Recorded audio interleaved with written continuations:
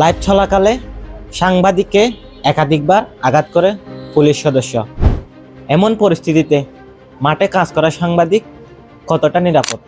যমুনায় ঘটে যাওয়া সাংবাদিকের হামলায় প্রশ্ন তুলছে সাংবাদিক সমাজ।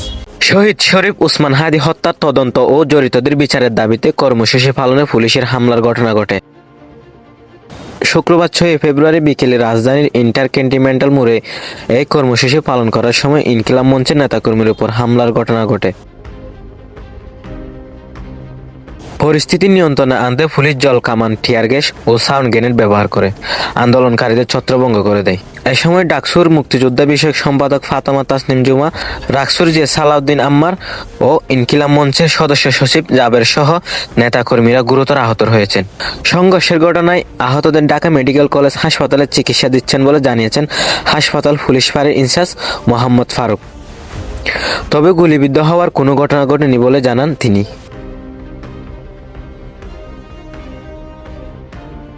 এদিকে লাইভ চলাকালে দৈনিক যুগান্তর মাল্টিমিডিয়া প্রতিনিধি মুসাকে উদ্দেশ্য করে এক পুলিশ সদস্য একাধিকবার আঘাত করে। এতে মুসা গুরুতর আহত হওয়ার খবর পাওয়া যায়। এদিকে নির্বাচনের আগে সাংবাদিকের উপর এমন হামলাকে সাংবাদিকের জন্য অশনি সংকেত বলেছেন ভুক্তভোগী সাংবাদিক মুসা।